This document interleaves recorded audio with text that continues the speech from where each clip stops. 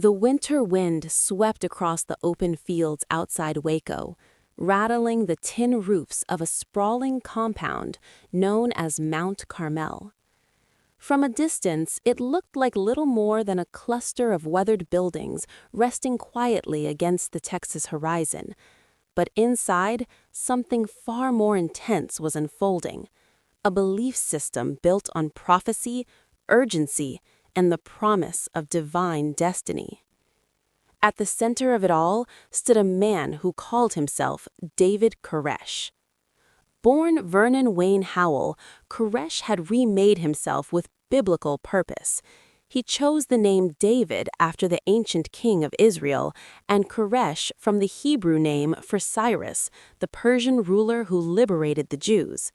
To his followers, this was no coincidence. It was proof of divine appointment. Koresh possessed a magnetic presence.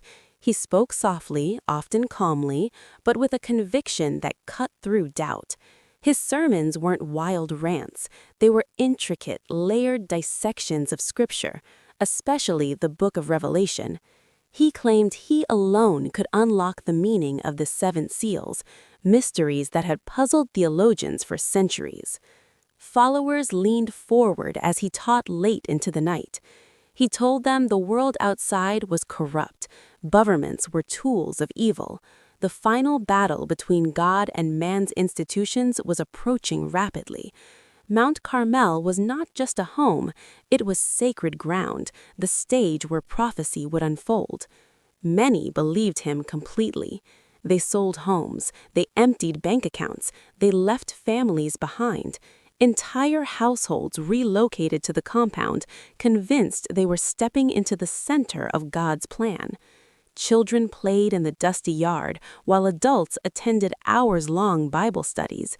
Life revolved around Koresh's interpretations.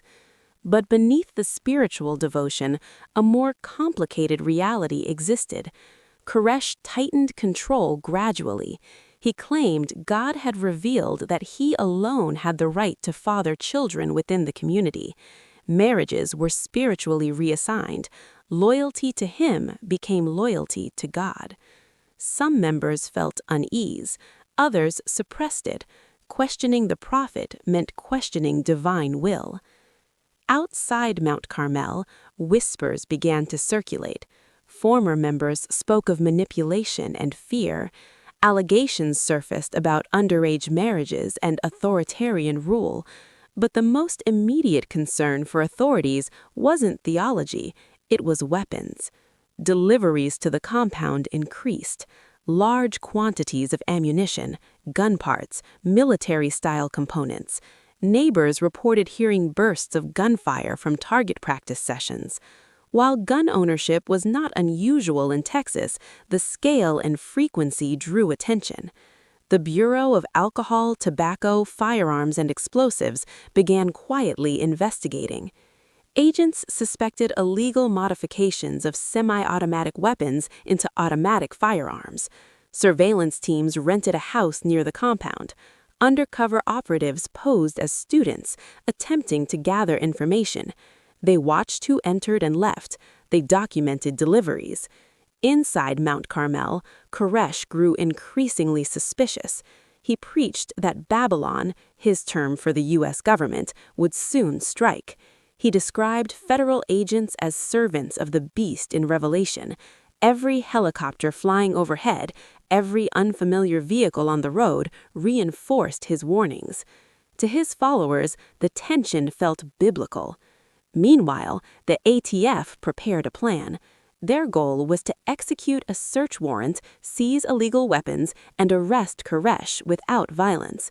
It would be swift, controlled, professional. But plans rarely survive contact with belief. On February 28, 1993, just before dawn, a convoy of ATF agents gathered nearby. They wore tactical gear and body armor. The strategy depended on surprise, but something had already gone wrong. Local reporters, tipped off about an impending operation, were searching for directions to the Branch Davidian compound. One of them accidentally asked a mail carrier, who happened to be Koresh's brother-in-law, how to find Mount Carmel. The warning traveled fast. Inside the compound, word spread that federal agents were coming. As the ATF trailers rolled down the dirt road, they were no longer approaching an unaware target. They were driving toward a community bracing for confrontation. Agents dismounted and moved toward the main building. Some called out, identifying themselves. Others rushed to secure entry points. Then, gunfire. The first shots shattered the fragile boundary between law enforcement action and open battle. Bullets tore through doors and walls. Agents scrambled for cover as gunfire erupted from inside the compound. Who fired first remains fiercely debated to this day. What is certain is that within seconds, the situation spiraled beyond control. Smoke filled hallways, wood splintered, windows exploded outward. Agents lay wounded in the dirt, calling for help. Inside, Branch Davidians armed themselves, convinced this was the prophesied attack. The firefight lasted nearly 2 hours. Helicopters circled overhead. Emergency vehicles screamed toward the scene. News crews began broadcasting live images of chaos unfolding in rural Texas. When the shooting finally stopped, 4 ATF agents were dead. 6 Branch Davidians had been killed. Both sides were stunned. The operation, meant to last minutes, had ignited something far larger.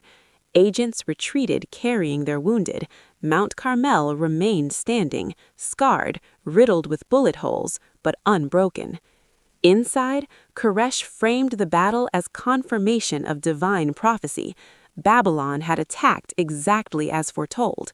The faithful had endured. Outside, the federal government faced a crisis. Responsibility shifted quickly to the Federal Bureau of Investigation. The scene transformed overnight. Armored vehicles arrived. Tactical units secured the perimeter. Snipers positioned themselves at strategic points. Mount Carmel was now surrounded. National media descended in droves. Satellite trucks lined the roads. The name Waco dominated headlines. Americans watched live broadcasts of a standoff unlike anything seen on domestic soil. Questions echoed across the country. How had a religious community turned into a battlefield? Was Koresh a dangerous cult leader or a misunderstood preacher? Had the government underestimated the power of belief? Inside the compound, tension simmered. Families huddled together, supplies were inventoried, sermons continued. Koresh told his followers that the first seal had opened with bloodshed. More trials would come. Their faith would be tested. Outside, negotiators prepared to make contact. The failed raid was over. The siege had begun. And no one, not the agents in armored vehicles, not the families inside the compound, not the millions watching from their living rooms, understood that the next 51 days would end in fire, controversy, and a scar that would linger in American history for decades. The gathering storm had only just begun. By the second night, the lights never went out. Flood lamps cast harsh white beams over the battered walls of Mount Carmel, turning the compound into a glowing island in the Texas darkness. Beyond the perimeter, armored vehicles idled. Snipers lay prone in hidden positions. Generators hummed like distant thunder. The responsibility for the standoff had shifted to the Federal Bureau of Investigation, and they approached it as both a negotiation and a siege. Inside, David Koresh gathered his followers. He did not shout. He did not panic. Instead, he spoke slowly, deliberately, as if reading from a script only he could see. The gun battle, he told them, was not a mistake. It was the opening of prophecy, the first seal. The forces of Babylon had revealed themselves. Their suffering had meaning. Some nodded with fierce conviction. Others trembled silently. The first phone call from the FBI came shortly after the perimeter was secured. negotiators introduced themselves calmly, urging Koresh to surrender peacefully. They promised medical attention. They promised safety. Koresh responded with scripture. He quoted Revelation. He spoke about the Lamb opening the seals. He described himself as the only one who could interpret God's timeline. His tone was controlled, intelligent, almost gentle. Negotiators quickly realized this would not be simple. Outside the compound, two factions formed within federal command, negotiators and tactical commanders. Negotiators believed patience would save lives. They wanted dialogue, incremental trust, slow progress. Tactical teams watching from armored vehicles worried time favored Koresh. The longer the siege lasted, the more entrenched the believers might become. Meanwhile, inside Mount Carmel, the atmosphere shifted from shock to siege mentality. Windows were boarded, defensive positions were reinforced, food supplies were rationed. Parents tried to keep children calm, though the presence of rifles and shattered walls made normalcy impossible.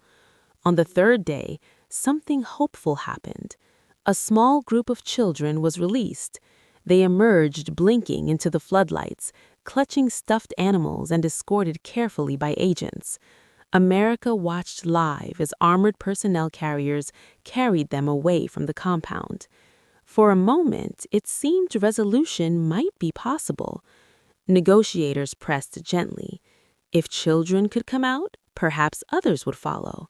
Koresh agreed to release more, but only after he was allowed to broadcast a recorded message nationwide. He wanted airtime to explain his theology. The message aired on local radio. Koresh spoke calmly, explaining the 7 seals and his divine role. He said he would surrender after delivering God's message. When the broadcast ended, negotiators expected movement. Instead, Koresh hesitated. God had not yet told him to come out, he said. Frustration grew within federal ranks. As days stretched into weeks, patience thinned. Sleep deprivation tactics were introduced. Floodlights blazed all night. Loudspeakers blasted abrasive sounds, chanting, mechanical grinding, even the sounds of animals in distress, designed to unsettle those inside. Armored vehicles crushed abandoned cars near the building as a show of force. Inside Mount Carmel, each tactic confirmed Koresh's warnings. "This is Babylon," he told them. "This is the beast." The community tightened inward. Some members reportedly questioned whether surrender might save their children. Others believed leaving would mean spiritual betrayal. The pressure was psychological, constant, and suffocating. Outside, public opinion fractured. Television broadcasts showed tanks facing a wooden religious compound outside Waco. To some viewers, it looked like necessary law enforcement against a heavily armed sect. To others, it resembled military force against civilians. Attorney General Jeanette Reno faced mounting scrutiny. Each day without resolution increased political risk. 4 federal agents were already dead. The presence of children inside magnified the stakes. Inside Mount Carmel, supplies dwindled. Electricity had been cut early in the siege. Refrigerated food spoiled. Water became limited. Candles and lanterns replaced overhead lights. The air grew stale. Koresh continued preaching daily. He began writing what he described as a divinely commanded manuscript explaining the 7 seals. He told negotiators he would surrender after finishing it. He claims God had instructed him to wait. Negotiators saw this as a possible breakthrough. They encouraged him to write. They asked for progress updates. Koresh dictated passages over the phone, speaking with remarkable clarity. But tactical commanders grew skeptical. Every promise seemed to stretch just beyond reach. Day 20 passed, then day 30. The standoff had become the longest armed siege in modern American history. Inside Mount Carmel, tension simmered beneath outward devotion. Some children had been sent out early, but more than 20 remained. Parents whispered at night. Was this faith or fatalism? One by one, small groups continued to leave in the early weeks. Each departure chipped slightly at the compound's population, but the core loyalists stayed. Koresh's influence remained powerful. He framed every negotiation as proof of his authority. If the government spoke to him, it meant they recognized his importance. If they waited, it meant prophecy demanded it. The FBI adjusted tactics again. On certain days, armored vehicles moved closer, nudging against the building. Walls were partially dismantled to allow surveillance devices inside. The structure groaned under pressure. Inside, anxiety spiked. Negotiators warned Koresh that conditions would worsen if no progress occurred. Koresh responded that the worsening conditions were foretold. By early April, the mood outside the compound shifted from cautious hope to mounting urgency. Weather grew warmer. Media coverage intensified. Lawmakers demanded answers. How long could this continue? In meetings far from the dusty fields of Texas, federal leaders debated their next move. Could they risk another armed confrontation?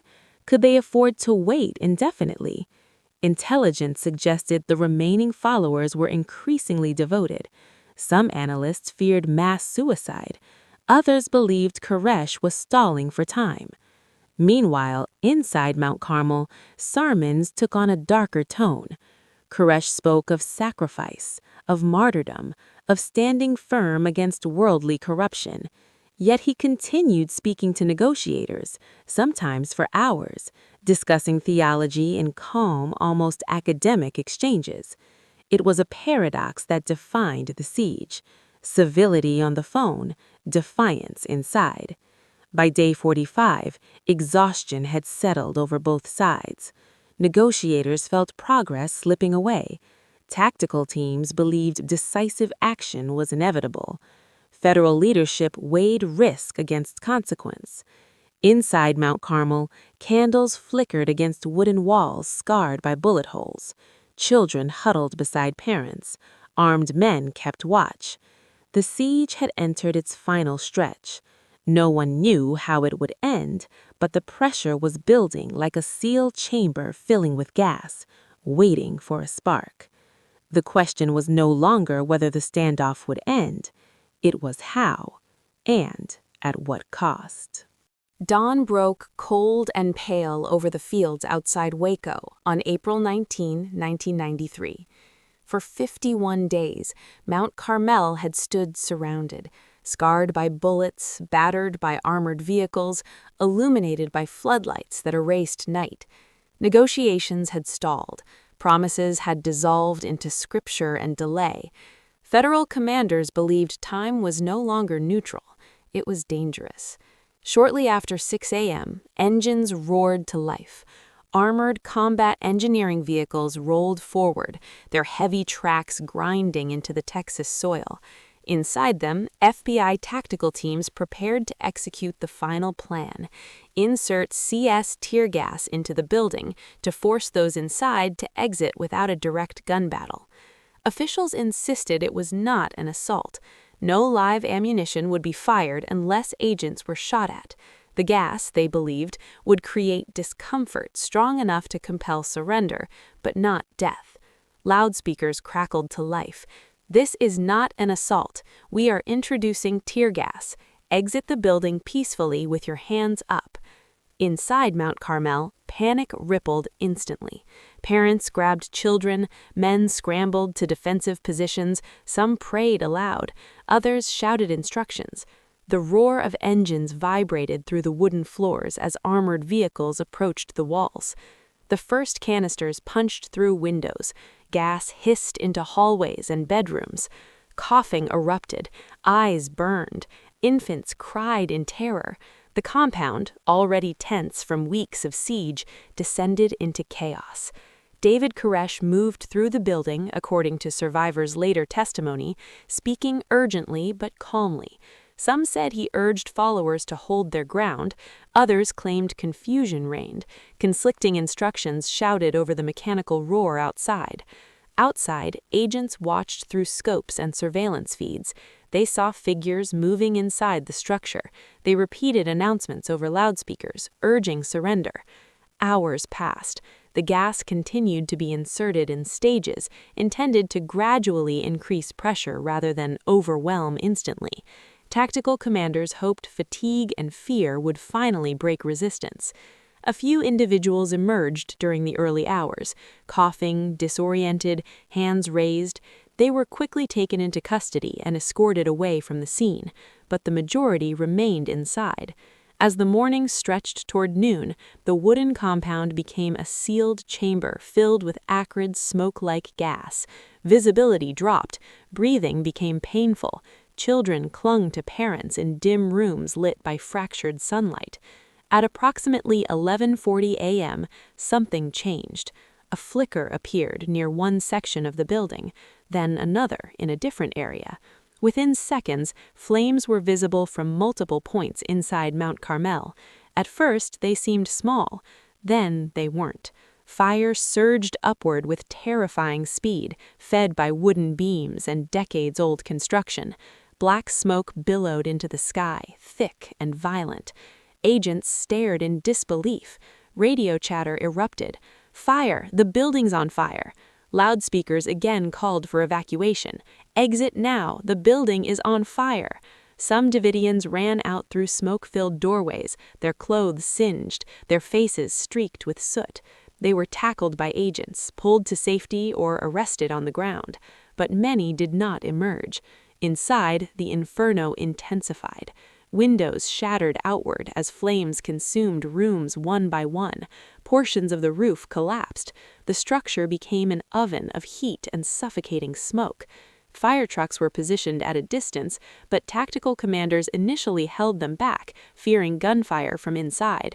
The risk of agents being shot while firefighters approached weighed heavily. Seconds turned into minutes, minutes into devastation. Television helicopters captured the horror live.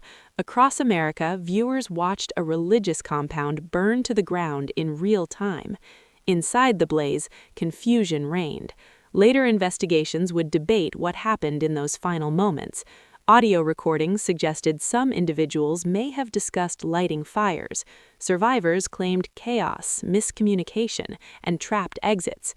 Critics argued that the aggressive gas insertion and structural damage made escape impossible for many.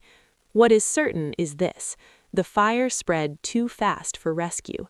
The main structure collapsed inward in a thunderous crash, sending a plume of smoke hundreds of feet into the Texas sky. By early afternoon, Mount Carmel was reduced to smoldering rubble. The siege was over. The silence afterward felt unnatural. 76 Branch Davidians were dead. Among them were more than 20 children. David Koresh's body was later found inside, killed by a gunshot wound to the head. Whether self-inflicted or not remains debated, but most investigations concluded it was suicide. Agents walked carefully through ash and twisted debris in the hours that followed. The smell of smoke lingered heavily in the air. What had once been a community, bedrooms, kitchens, classrooms, was now blackened ruin. The scale of loss stunned even those who had prepared for confrontation. In Washington, D.C., officials scrambled to address the nation. Attorney General Reno accepted responsibility for approving the final operation. She defended the decision as necessary, citing concerns about child safety and deteriorating conditions. But questions erupted immediately. Did the Davidians set the fire themselves? Did the tear gas operation escalate the danger? Could more time have prevented the inferno? Within hours, Waco transformed from a standoff into a national trauma. Critics accused the federal government, including the Federal Bureau of Investigation, of excessive force. Supporters argued that Koresh had manipulated followers into catastrophic defiance. For the families of those inside, the political arguments felt distant. They had lost sons, daughters, parents. The black smoke rising over the fields outside Waco became an image burned into the American conscience. 51 days of tension ended not in surrender, but in flame. And as investigators began sifting through the ashes, one truth became undeniable. The fire had ended the siege, but it had ignited something far larger, a national reckoning that would burn for years to come. When the smoke finally cleared over the blackened ruins outside Waco, the silence felt heavier than the gunfire that had started it all. Mount Carmel was gone. Where sermons had once echoed through wooden halls, there was only twisted metal, collapsed beams, and ash. Investigators stepped carefully across the debris field in protective suits, marking evidence flags into the scorched earth. Each discovery carried weight. Each body recovered deepened the tragedy. 76 lives had ended inside that fire. Among them were more than 20 children. For many Americans watching from living rooms across the country, disbelief slowly turned into anger. The question was no longer how the siege began, it was how it had ended. Within days, federal officials defended the operation. The Federal Bureau of Investigation maintained that the tear gas plan had been a measured attempt to avoid another firefight. They argued that David Koresh and his closest followers had chosen destruction over surrender. Attorney General Janet Reno publicly accepted responsibility for authorizing the final action. She stated that waiting longer posed risks to the children inside, and that intelligence suggested the potential for mass suicide. But critics were not convinced. Civil liberties groups questioned the militarized tactics used against a religious community. Commentators replayed footage of armored vehicles smashing into wooden walls. Skeptics demanded to know whether the fire had been avoidable. Investigations began almost immediately. Congressional hearings probed federal decision-making. Independent reviews examined ballistic evidence and audio recordings captured during the final hours. Survivors were interviewed extensively. Each testimony added complexity and contradiction. Some surviving Branch Davidians insisted the government's assault created chaos that led to the fire. Others testified that certain members inside discussed igniting the building rather than surrendering. The debate hardened into opposing narratives. To some, Waco represented federal overreach, a warning about what happens when government power expands unchecked. To others, it was the tragic but inevitable end of a dangerous cult led by a manipulative prophet. David Koresh himself became a symbol interpreted in radically different ways. To critics of the government, he was a disturbed but cornered religious leader whose followers were pushed into desperation.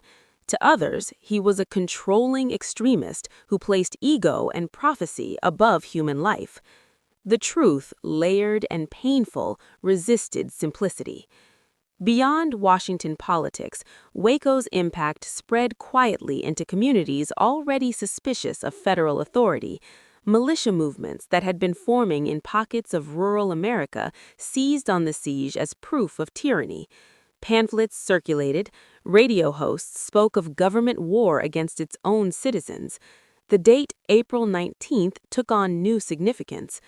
2 years later, on April 19, 1995, a truck bomb exploded outside the Alfred Murrah Federal Building in Oklahoma City. The man responsible, Timothy McVeigh, cited Waco as one of the events that fueled his anti-government rage.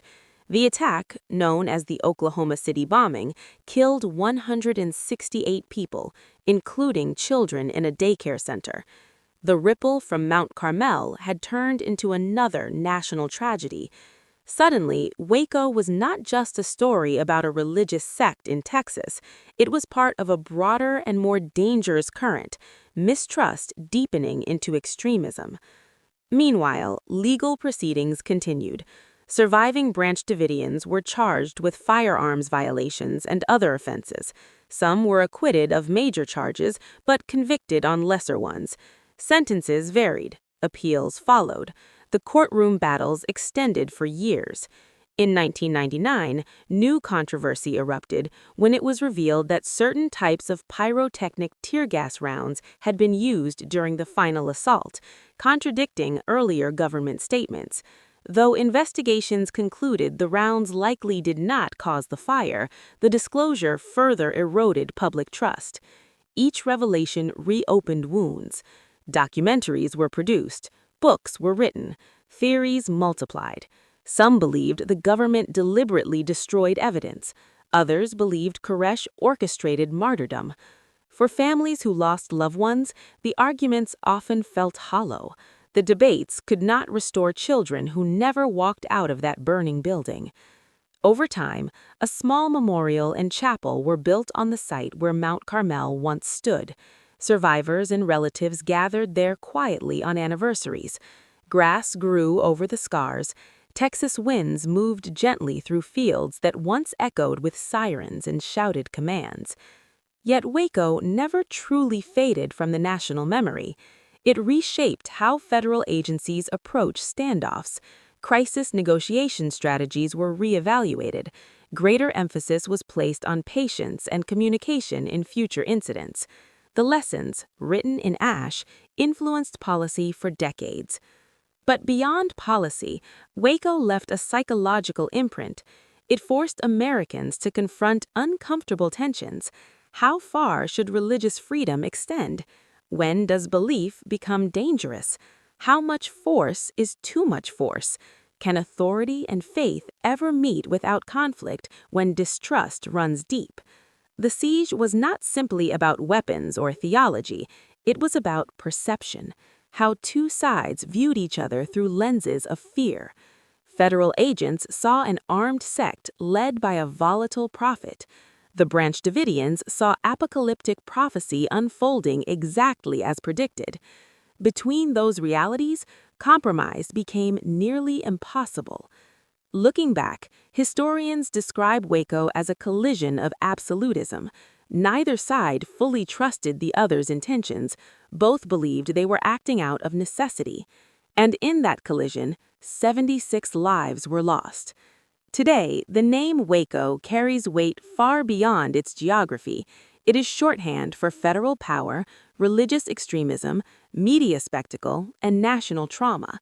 The siege lasted 51 days, but its consequences stretched across years, influencing legislation, law enforcement training, extremist rhetoric, and public skepticism. In the end, the fire that consumed Mount Carmel did more than destroy a building. It exposed fractures in American society, fractures between belief and authority, liberty and security, patience and force. And those fractures, once revealed, proved far harder to extinguish than any blaze. The fields outside Waco are quiet now. The sky stretches wide and calm. Nothing in the landscape hints at the fury that once erupted there, but history remembers. 51 days of siege, a final morning of gas and flame, ashes carried on the Texas wind. The Waco siege did not end in resolution.